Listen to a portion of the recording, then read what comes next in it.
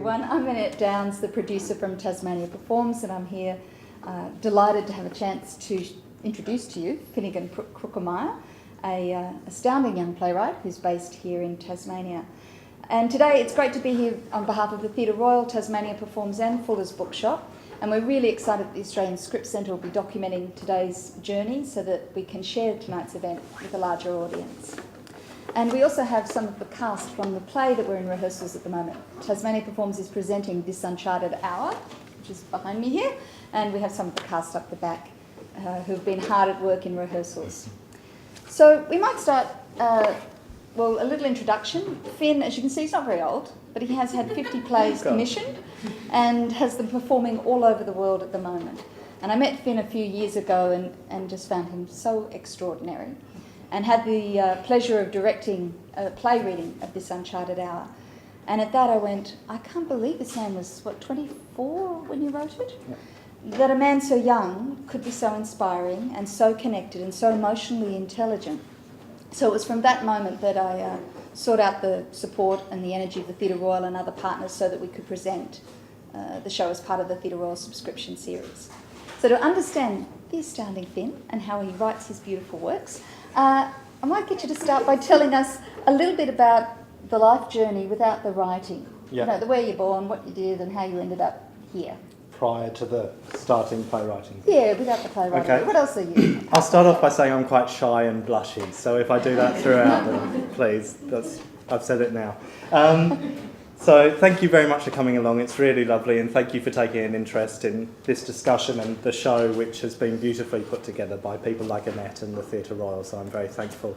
To start off with the precursor to my writing, I was born in regional Ireland down south in County Cork, and to a German father and an English mother who had moved there, and then in 1989 we emigrated as a family to Australia because my father happened to have an Australian passport. We knew nothing of the place that we were coming to and ended up in Adelaide. Supposedly my father had said that it was a choice between Adelaide or Hobart, and it was literally putting the finger on one place instead of another on a map. And so that's why my formative years were in Adelaide. And so I did a lot of the early stage developing as an artist over there, which at the time, coming across as an 8-year-old and discovering a sense of community, just moving to a city from a very isolated regional place, and then discovering the various pockets within a city as you do, I was drawn towards theatre, and specifically a youth theatre called Youth Theatre, which was in my suburb. And so I thought that I would be an actor, and was under the delusion that I was quite a good actor throughout a number of productions throughout my teenage years, which also entailed all the good stuff of, going to a youth theatre, like meeting girls and all of that. So it was, in all respects, a really nice process, I thought. And during that time, I discovered that I also loved the idea of teaching theatre, so I became a drama teacher. So classes that I used to be a part of over the years, I kind of worked to develop my technique, and then I came back and started teaching some of them, which was nice. And so it's all felt like a number of progressive steps. And so then I thought teaching was more of interest. And then at some point, I went for a show, which a friend who was running on the youth theatre at the time was kind of calling auditions for. It didn't exist yet, it was a conceptual thing, and I said that I'd be interested in auditioning as an actor. And to be honest, I think she was sweet and knew that I wasn't such a good actor, but knew kind of where my interests lay. And she said, why don't I write this? And that was my first ever commission when I was 19, and it was 20, and it was a really lovely thing to receive. So at 20 I did my first commission, and I guess thereby that ends the question you asked. And didn't I hear something about stand-up comedians somewhere in there? Yeah. You missed that bit. Yeah. Full of youthful, I could do anythingness. I thought that I would try stand-up, so I did quite a bit of stand-up, and that went quite well. And I went around Australia to some places and did stand-up and MCing. I used to MC quite nice events. I did the Adelaide Festival one year, so that was very fun. But yeah, it was a brashness which I no longer possess at all. And I honestly I can't imagine which part of me was responsible for the cockiness that I used to exude night after night. So, It's all you. And how did you get from Adelaide to here? What made the transition to Tasmania? It was you, actually. I don't know if that's a leading question. No, But, it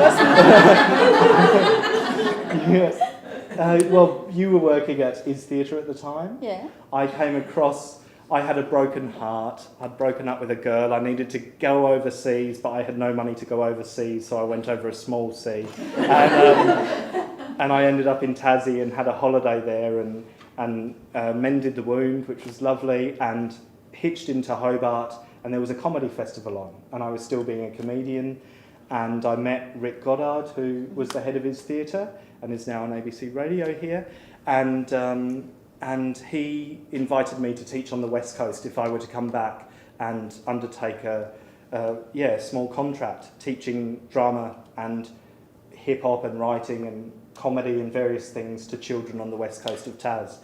And so I said sure, and went back to Adelaide to pack up my things, and then very annoyingly fell in love and met Essie, and suddenly had an island that I knew I loved and wanted to go to, but a woman that I knew I loved and had to be with. And so very nicely she said, I'll come and check it out with you, and we're now married, and that's 8 years later. So that's how I got here, and then just by being in Hobart I discovered that everything that I did from that point had to be from Hobart. So the writing hasn't necessarily led to the reason why I'm here, but I absolutely don't think I could write from anywhere else now. Why is that? It just feels innately right. I don't know, some places and some people just seem to have a connection that you can't prescribe or fake. And it's really conducive to writing, the pacing of it, the ability to isolate oneself when you have to, but to interact with a community when you have to escape from a city when you have to, and to plant yourself within a city when you have to, are all offered here.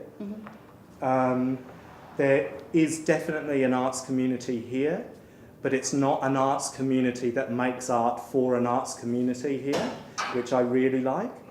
And the vast majority of the people I interact with are not artists here, which is something that's been really conducive to my writing, and has made me aware of audiences who are everybody, and so stories that have to be about everybody accordingly. And that's been a great lesson to learn.